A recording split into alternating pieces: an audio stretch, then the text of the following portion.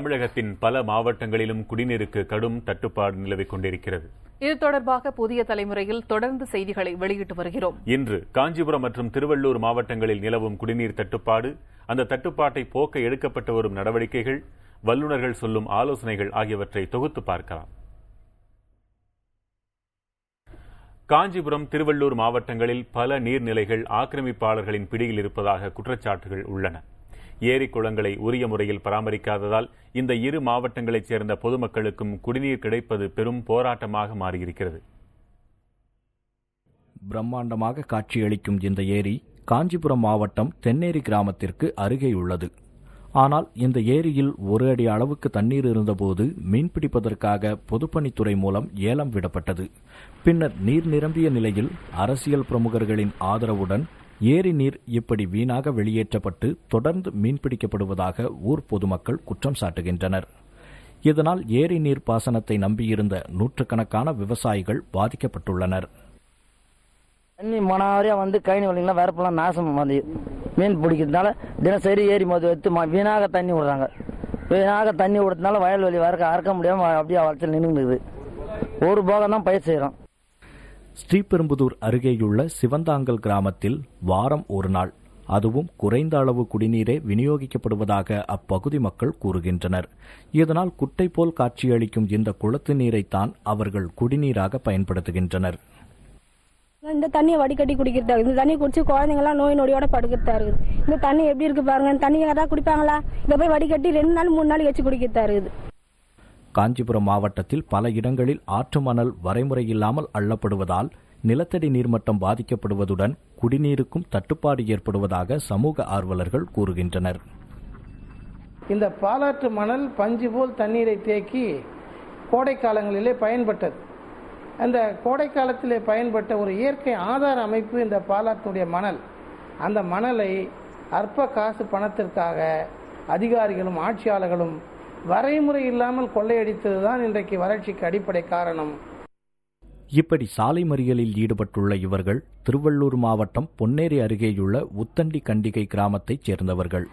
அங்குள்ள தாங்கல் ஏரியில் தனியார் நிறுவனம் ஒன்று ஆக்கிரமித்து சாலை அமைப்பதால் குடிநீர் பற்றாக்குறை ஏற்பட்டுள்ளதாக அவர்கள் குற்றம் சாட்டுகின்றனர்.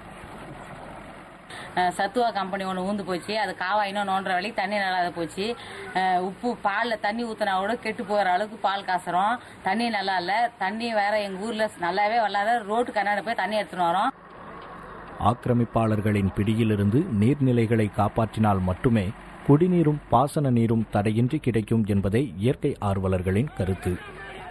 புதிய தலைமுறைக்காக செய்தியாளர்கள் ஜீவானந்தம், பாலாஜி ஆகியோருடன் ஆர். மணிகண்டன் மற்றும் விக்ரம் ரவிசங்கர்.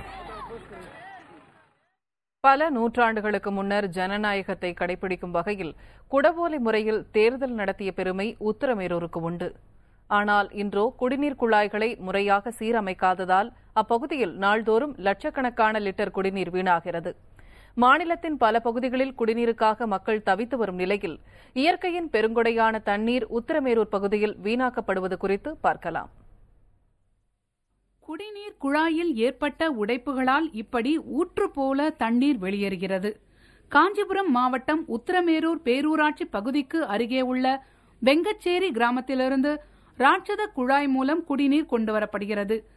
ஆனால் 50 ஆண்டுகளுக்கு முன் பதிக்கப்பட்ட அந்த குழாய்களில் ஏற்பட்ட ஓட்டைகளால் குடிநீர் வெளியேறி வழியெங்கும் பல இடங்களில் இப்படி புதிய குட்டைகள் உருவாகியுள்ளன.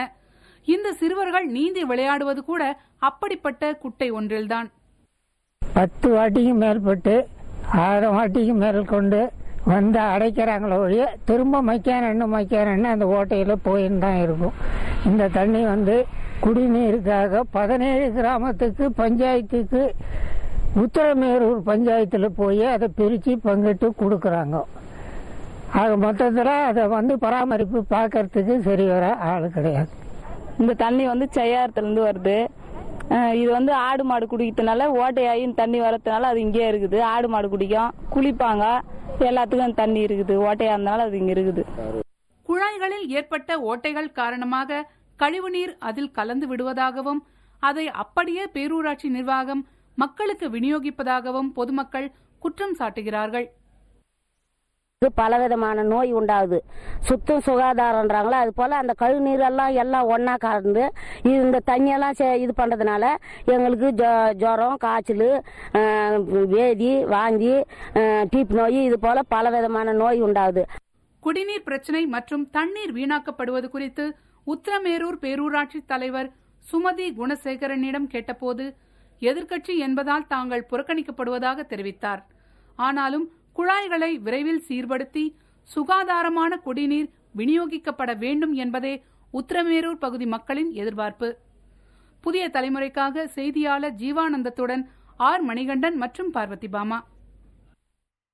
ஆக்கிரமிப்பாளர்களின் பிடியில் அகப்பட்டுள்ள ஏரி குளங்களை மீட்பது குறித்தும் அதை பாதுகாத்து நிலத்தடி நீர்வளத்தை பெருக்குவது குறித்தும் மழைநீர் சேகரிப்பு நிபுணரிடம் நம் செய்தியாளர் ஆனந்த் நடத்திய நேர்காணலை பார்க்கலாம்.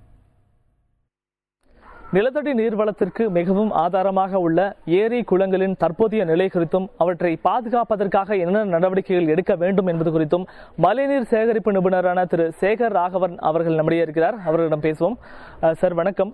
இப்போது தமிழக பகுதிகளில் இருக்கிற ஏரி குளங்களோட நிலை எப்படி இருக்கு? இதனை பாதுகாக்கிறதுக்கு என்ன நடவடிக்கை எடுக்கணும் சார்? இந்த ஏரி குளங்கள் தொன்று தொட்டு விவசாயத்துக்காக பயன்படுத்தப்பட்ட ஒரு மழைநீர் சேமிப்பு அமைப்பு சார். இது இப்போது விவசாயம் குறைஞ்சிட்டே வருது. ஏன்னா ஒரு நகரத்தை சுற்றி விவசாயம் பண்ணுறதுக்கு உங்களுக்கு அதிக வாய்ப்பு இல்லை. அதனால் இந்த ஏரி குளங்கள்லாம் விவசாயத்துக்கும் பயன்படுத்தாமல் அதே சமைப்பு அது என்னமோ ஒரு காலியாக ஒரு இடம் இருக்குது அப்படின்ற ஒரு எண்ணம் மக்களிடையே வந்திருக்கு, எல்லாரிடையும் வந்திருக்கு. அதனால் அதில் போய் ஆக்கிரமிப்பு பண்ணுறாங்க. அது ஒரு வேக்கண்ட் பிளாட்டு, அதில் போய் நம்ம வீடு கட்டிக்கலாம், இல்லைன்னா ஒரு குடிசை போட்டுக்கலாம் அப்படின்ற ஒரு எண்ணம் இருக்குது. இது முற்றிலுமாக தவிர்க்க வேண்டிய ஒரு விஷயம். அந்த ஏரிகள் குளங்கள் விவசாயத்துக்கு பயன்படுத்தலைன்னா கூட அது நிலத்தடி நீரை காப்பாற்றுறதுக்கு ஒரு முக்கியமான ஒரு கட்டமைப்பு. ஏன்னா அதில் சேமிக்கப்பட்ட மழை நீர் தான் பூமிக்குள்ளே ஊடுருவி போய் நம்ம நிலத்தடி நீரையும் அதிகப்படுத்துது. அதனால தான் நீங்கள் கிராமங்களில் போனீங்கன்னா ஒரு கிணறு இருந்ததுன்னா பார்த்தீங்கன்னா அந்த கிணறு அப்படியே தழும்பி நிற்கும், ஃபுல்லாக தண்ணி இருக்கும்.